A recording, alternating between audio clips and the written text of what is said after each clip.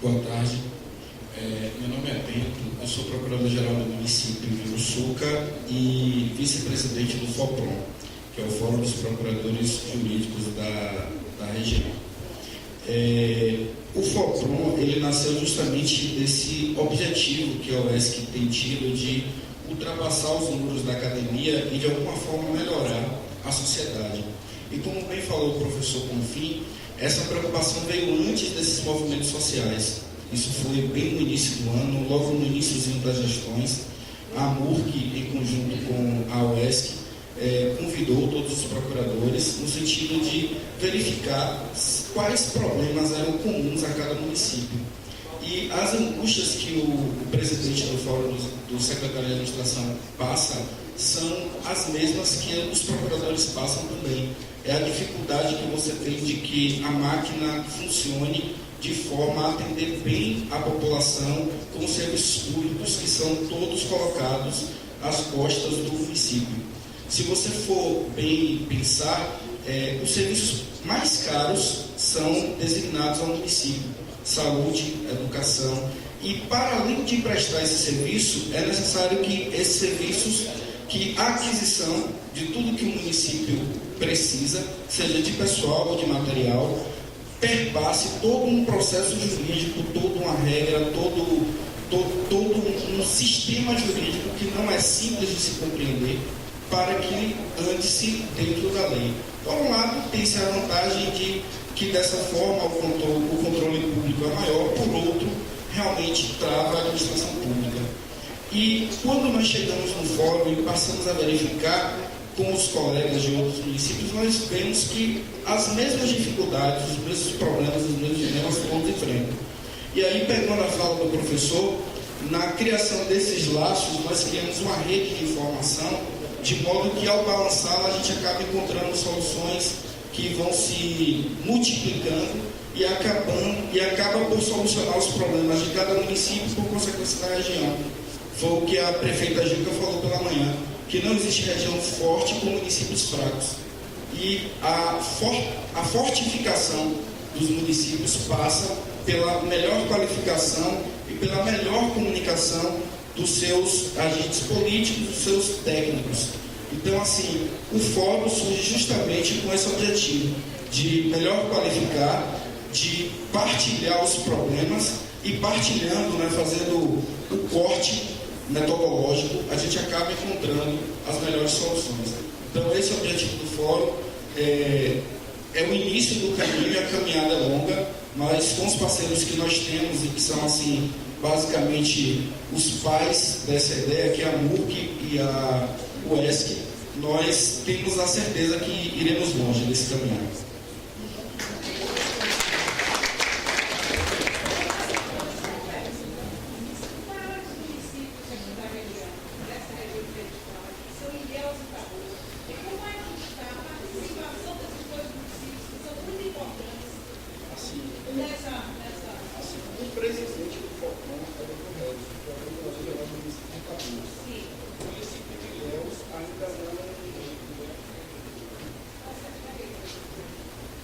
Assim, o presidente do FOPRON é o Dr. Harrison, que é o procurador-geral do município de Itabuna. O município de Ilhéus, eu não vou... Luciano, acho que pode melhor responder essa questão. O município de Ilhéus, o presidente do Fórum de secretário de Agricultura é de Ilhéus, e secretário de Educação de Ilhéus e de Cultura também no município de Ilhéus. Tá? Então, os grandes municípios estão contemplados também nesse trabalho.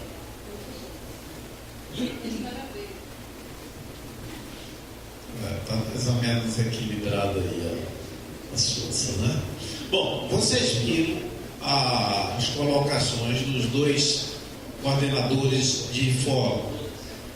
E eu devo dizer de que nós poderíamos estar já mais adiante no próprio programa AGIR. Mas o programa, ele adotou como metodologia o processo dialógico. E quando você trabalha com um processo dialógico, você não pode ficar interferindo, nos programas, nas ações. Cada fórum, ele tem independência. Então, às vezes, agora mesmo eu estou vendo a educação, eu estou precisando que o Fórum da Educação se reúna para tomar algumas providências. Eu posso sugerir, mas eu não posso impor. O Luciano sugere, mas ele não pode obrigar o coordenador daquele fórum a fazer a convocação. Então, por conta disso, algumas coisas têm atrasado. Mas nós sabemos que é um processo educativo, principalmente aqui na região. Que a nossa região, ela tem algumas características, natureza cultural na gestão pública, e que é diferente de outros locais, sobretudo do Sul e Sudeste. Por conta disso é que você vê hoje o elevado índice de inadimplência, de todos esses problemas que temos aí. Por que isso? Porque as prefeituras, elas não são planificadas, elas não trabalham a gestão no ponto de vista técnico. Mesmo as grandes prefeituras aqui, como Ilhéus e Itabuna, elas carecem de uma racionalidade maior na condução dos programas.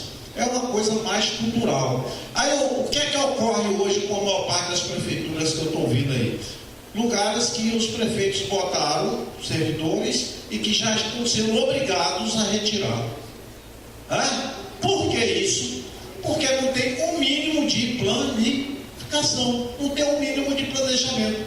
O prefeito entrou, já passou 3, 4 meses, ele não tem uma previsão firme do que vai receber daqui até o final do ano e nem do que vai gastar.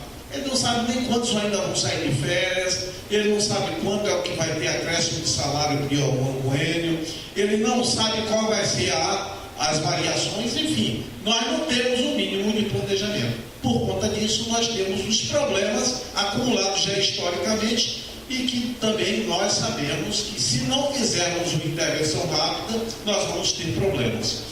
Praticamente o meu tempo se esgotou. Aqui tem um rol de atividades realizadas, de cursos, etc. Eu acho que os 2 presidentes de fóruns terminaram colocando. Eu vou citar aqui o que está previsto agora para o segundo semestre. Essa previsão é parcial, porque tem alguns fóruns que estão precisando ainda se reunir, mas é importante que a gente destaque. Nós vamos continuar tendo o curso, a continuidade do curso na área de gestão, sobretudo com enfoque agora em controle e organização. Vamos oferecer ainda nova turma de licitação e compras públicas. Vamos trabalhar o curso de elaboração de projetos para captação de recursos, o curso de Sicoob, com parceria de outras instituições, e vamos ver se é possível a gente concluir uma previsão que era o curso de gestor público para as atividades agrícolas. Aí uma coisa que a gente vai precisar definir com o fórum essa questão. Então, esses são pontos que nós achamos que são fundamentais e que eu chamo a atenção. Não dá para abrir mão do planejamento, da organização e do controle. Nós não vamos a lugar nenhum no ponto de vista da gestão pública. Se os prefeitos, se os gestores públicos quiserem continuar a fazer gestão, administrar ainda da forma tradicional, abrindo mão, sobretudo, desses pontos que eu citei, estejam certos de que nós vamos ter muito sucesso. Eu quero concluir fazendo um apelo, uma convocação a todos os gestores, que envie, que avise os seus companheiros, que mande as pessoas para os fóruns, que leve as pessoas para os eventos, sobretudo esses eventos que são destinados à qualificação do pessoal, na certeza de que o benefício que vão obter é muito maior do que o custo de uma passagem, do que o custo de um transporte ou de um combustível para vir até Itabuna ou até Oeste. Muito obrigado.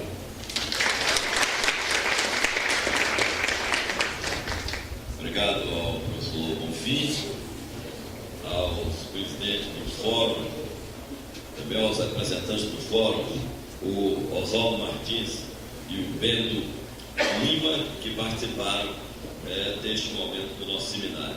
E saudar também o secretário Vivas, que é presidente do Fórum de Agricultura e que acaba de chegar, mas já no finalzinho da nossa apresentação. Obrigado a você.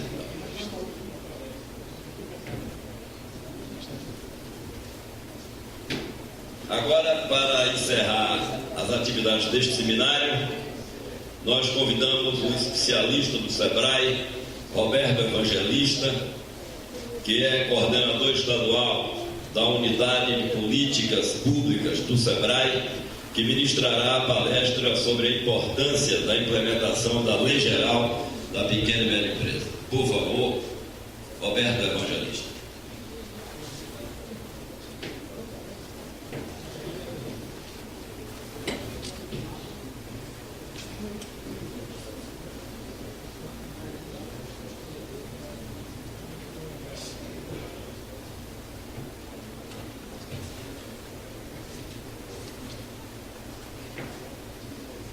Boa tarde para todas as pessoas presentes. Nós vamos falar sobre a Lei Geral da Micro e Pequena Empresa e a importância dela para o desenvolvimento econômico dos municípios. A Lei Geral, ela regulamenta o artigo 179 da Constituição da República, que diz que a União, os Estados, o Distrito Federal e os municípios dispensarão as microempresas e as empresas de pequeno porte, assim definidas em lei, tratamento jurídico diferenciado, visando a incentivá-las pela simplificação de suas obrigações administrativas, tributárias, previdenciárias e creditícias, ou pela eliminação ou redução destas por meio de lei. Então, a Lei Geral, ela regulamenta essa definição, né, da Constituição, no seu capítulo 179, como um conjunto de dispositivos de tratamento diferenciado para as pequenas empresas na realização de suas atividades na economia da cidade, do lugar onde ela está estabelecida. Vamos lá, próximo. A Lei Geral, ela tem 14 capítulos e esses capítulos instituem uma série de mecanismos que estimulam o desenvolvimento econômico e social dos municípios, favorecendo o surgimento e o desenvolvimento das micro e pequenas empresas. Antes da gente seguir, vamos falar para vocês como é que se estabelece as faixas de enquadramento, né, para as empresas de acordo com a Lei Geral. Então, o empreendedor individual é aquela empresa individual que tem faturamento até R$60 mil ano, né? A microempresa, aquela que tem faturamento anual até R$360 mil ano. A pequena empresa, aquela que tem faturamento anual de até R$3.600.000.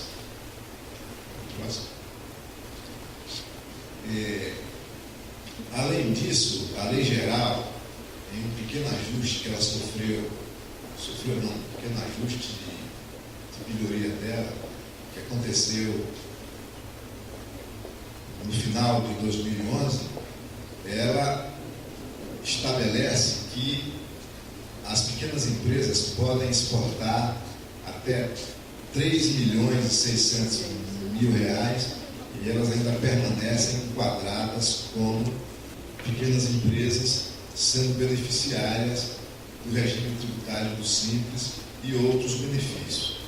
Isso veio com o objetivo, vote por favor, isso veio com o objetivo de estimular as exportações feitas por micro e pequenas empresas.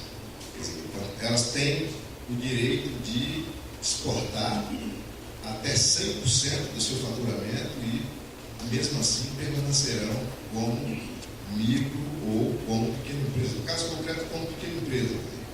Ela fatura vendendo para o exterior. mais 3.600.000, ela não perde a sua condição de pequena empresa, ela permanece enquadrada como pequena empresa. Então, só para exportação.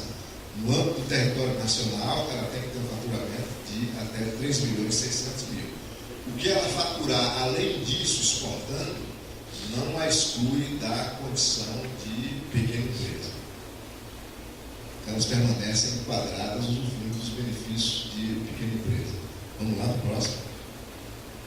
Só para vocês terem uma ideia da importância, do significado dos pequenos negócios na economia brasileira, as micro e pequenas empresas são 6,1 milhões de empresas formais, representando 99% do total de empresas formais existentes no Brasil. Elas são responsáveis por 51,6% dos empregos formais existentes ou ofertados por empresas privadas aqui no Brasil.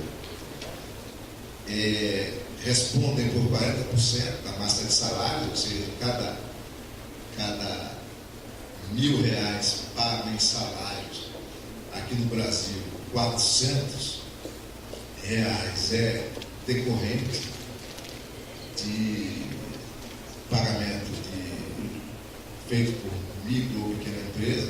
Então, uma participação expressiva. Vamos lá, próximo. Elas são responsáveis por 25% do produto interno bruto brasileiro, ou seja, tudo aquilo que é produzido aqui no Brasil, na economia brasileira, 1/4 é produzido por micro e pequenas empresas. Então, só para vocês terem uma ideia, a participação da micro e pequena empresa no PIB brasileiro é maior do que toda a economia da Argentina, toda a economia do Chile. Enfim, aqui na América, só os Estados Unidos e o próprio Brasil tem um PIB maior do que a micro e pequena empresa na economia brasileira. Então, nós tivemos um PIB em 2012 de 4,4 trilhões de reais. A micro e pequena empresa participou seguramente deve ter aumentado a sua participação neste ano de 2013, ela participou com 1,1 trilhão de reais.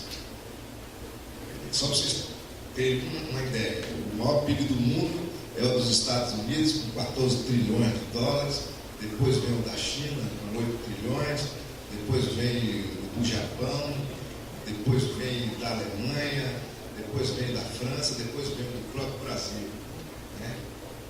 Com essa performance aí de 4,4 trilhões de reais, que deve dar em torno de 2,2 trilhões de dólares.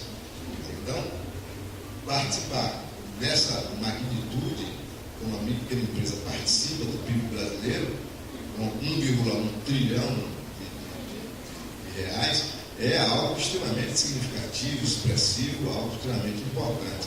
Só para a gente ter uma ideia do quanto isso é significativo para a economia do país. E mais adiante nós veremos que isso está presente nos municípios.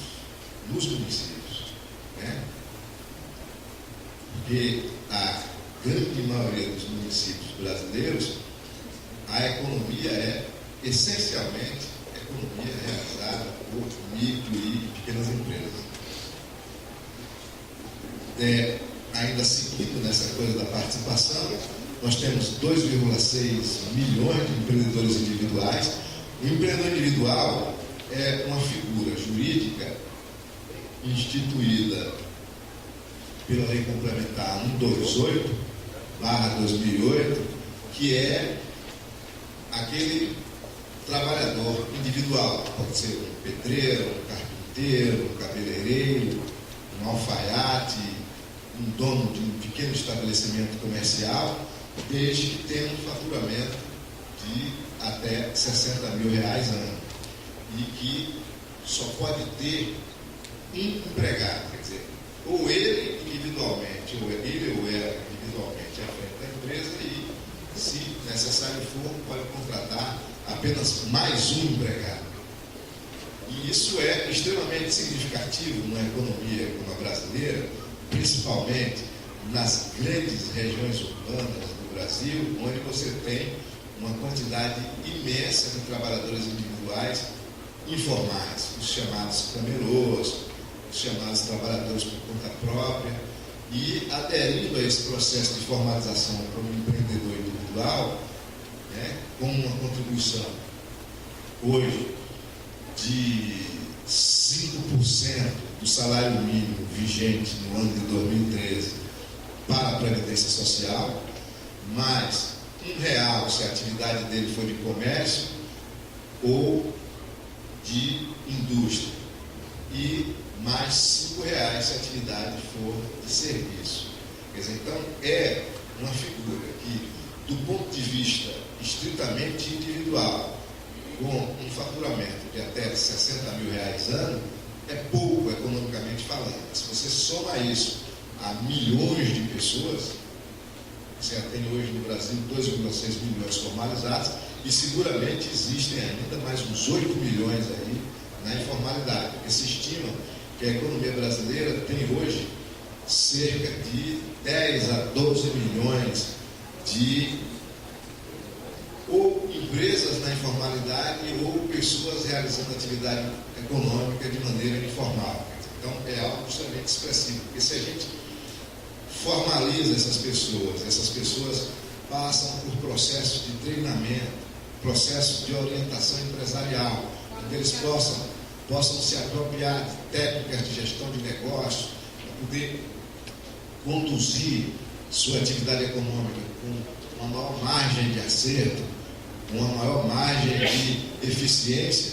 Isso é de um grande legado para a economia do país. Então, essa figura jurídica surgida em 2008 ela é extremamente importante também para a economia brasileira. Vamos lá? Então, a Lei Geral estabelece um conjunto de dispositivos que constitui um regime diferenciado na realização das atividades empresariais que favorecem os pequenos negócios. Vamos lá ver um pouco desse. As microempresas e empresas individual são essenciais nas atividades econômicas em todos os municípios brasileiros, notadamente os de pequeno porte. Se nós pararmos para refletir sobre aqui o município de Itabuna, que é o maior, economicamente falando, daqui, desta região, seguramente, 98% no mínimo das empresas formais existentes aqui no município são empresas que faturam até 3 milhões e 600 mil reais. Tirando os grandes mercados, tirando os bancos,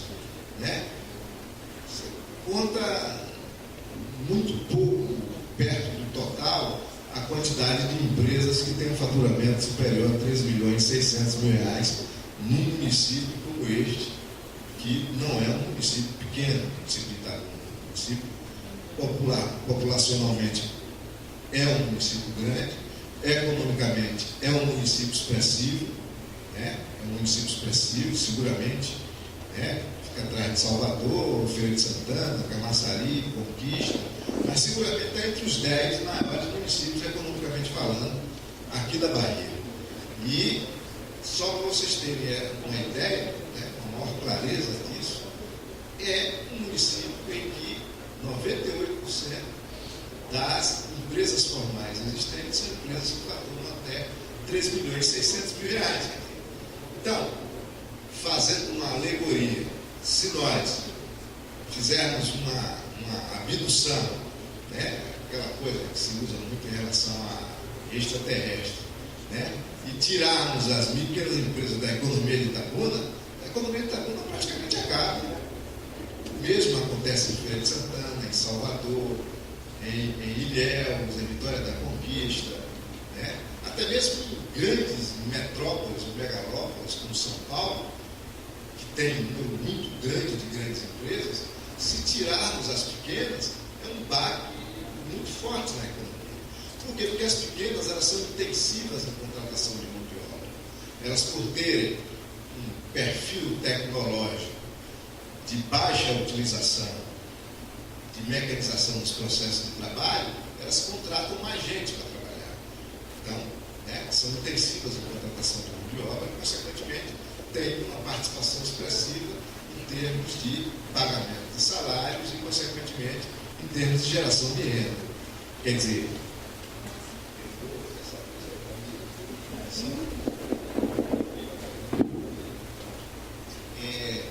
então, ela tem uma participação muito significativa na pequena empresa. O desdobramento daquilo que eu falei antes, de ter participação em 25% do produto interno bruto brasileiro, é exatamente isso aí. Está intensivamente presente nas economias das cidades brasileiras. Então, aí vem um questionamento, uma indagação. Mas elas são 99% das empresas formais, participam com 25% do PIB. Então há uma discrepância, há uma dissonância. Mas a dissonância é por quê? Porque elas trabalham produzindo bens com menor valor agregado do que as grandes empresas, trabalham com um arranjo tecnológico em alguma medida, não diria ultrapassado, mas um pouco distante do estado da arte, tecnologicamente falando, existente no país. A gente sabe muito bem que, você indo aí para o interior do estado, ainda está chegando a tecnologia do computador para ser utilizada nos processos de trabalho de uma pequena venda, de uma pequena mercearia, entendeu? Então ainda precisa muito avançar tecnologicamente para poder ganhar uma ampliação da sua capacidade produtiva, precisa crescer tecnologicamente, empresarialmente, para poder produzir com maior valor agregado. Então, por exemplo, você tem aqui na economia da região, eu acho que a participação da atividade produtiva ligada ao cacau, ela diminuiu bastante em relação a que era até meados dos anos 80, final dos anos 80, mas ela está ressurgindo. Mas nós vamos observar o seguinte, que a grande maioria dos produtores de cacau aqui produz e comercializa cacau in natura. Não agregam valor a isso, transformando esse cacau em chocolate. E o cacau in natura tem um preço X. O cacau transformado em chocolate ele tem um preço X muito mais do que o cacau in natura. E isso é o que acontece com a grande maioria das pequenas empresas. Elas trabalham fundamentalmente com a geração de bens ou serviços de baixo valor agregado. Daí ela ser 99% do total de empresas formais e ser apenas 25% em termos de participação no produto interno bruto. Mas é extremamente expressivo, como eu disse, 1 trilhão e 100 milhões de reais. É maior do que a economia da Argentina, maior do que a economia do Chile, maior do que a economia do... Você levantou a mão, quer falar? É maior do que a economia de quase todos os países daqui da América. Isso é menor do que a própria economia do Brasil, do que a economia dos Estados Unidos. Então, diante dessa participação expressiva na economia do país, nada mais justo do que você estimular ou sugerir condições, elementos que permitam que essas empresas não apenas consolidem a sua participação, mas ampliem a participação e que sirvam de estímulo para que outras surjam, para que o poupador que tem alguma quantidade de dinheiro, né, se arrisque a transformar essa poupança em investimento, consequentemente realizar algum empreendimento e contribuir ou participar produtivamente da economia do país. Então, você tem hoje a Lei Geral como mecanismo de estímulo à consolidação dessa participação da micro e pequena empresa da economia brasileira, e possivelmente a criação dela, através da desburocratização para abertura e fechamento de empresa. Nós sabemos o quanto é complicado você abrir ou fechar uma empresa no Brasil. Se gasta em média 150 dias. 150 dias. Quando você vai em outros países aí, você gasta um dia para abrir. Um dia. Então, você tomou a decisão de investir a poupança que você tem querendo criar uma empresa. Nesse percurso, entre o dia que você decide até o dia em que essa empresa de fato é autorizada a funcionar pelos órgãos do município que definem licenças e funcionamento de empresas, pela Receita Federal, pela Receita Estadual, pela Receita Municipal, pela Anvisa, se a atividade que você pretende realizar for uma atividade que implica em elementos de insalubridade, riscos de insalubridade ou qualquer outra coisa, você nesse percurso, muita gente desiste. E o cara começa hoje, e aí quando ele chega no 100º dia, ele pensa, não estou aguentando mais, eu vou desistir. Ele já, pelo menos, faliu o desejo de abrir uma empresa. Então, desburocratizar esse processo de abertura e fechamento é fundamental para dar mais celeridade quanto à realização da decisão de investir, da decisão de realizar negócio. Outra coisa que é extremamente positivo para a pequena empresa, que a Lei Geral trouxe, foi um regime tributário simplificado, com a criação do Simples, em que você tem alíquotas tributárias menores e você tem algo que é extremamente positivo. Você transforma 8 tributos em um só. Ou seja, ao invés da micro ou pequena empresa bater em 8 portas para pagar impostos, ela bate em uma só. Porque o Simples reúne todos os tributos federais, os estaduais e o municipal, que é o ISS, que incide na realização do negócio. Então, é muito mais simples. Você, ao invés de pegar 8 documentos de arrecadação tributária, você pega apenas um com o Simples. Então, além de ter alíquotas tributárias menores, ou seja, percentuais menores, você tem também a facilidade da desburocratização na medida em que você junta 8 tributos em um só, facilitando esse processo de pagamento de tributos. Você ganha tempo, ao invés de você bater em 8 portas, você vai bater em uma porta só, além de pagar menos, uma alíquota tributária menor. Isso é extremamente estimulante para a micro e pequena empresa. Outra coisa são as compras governamentais, que a Lei Geral também estabelece um regime diferenciado para a aquisição de bens e serviços por parte dos entes públicos, ou seja, as prefeituras, o governo do Estado, a União, as câmaras de vereadores, os órgãos do Judiciário.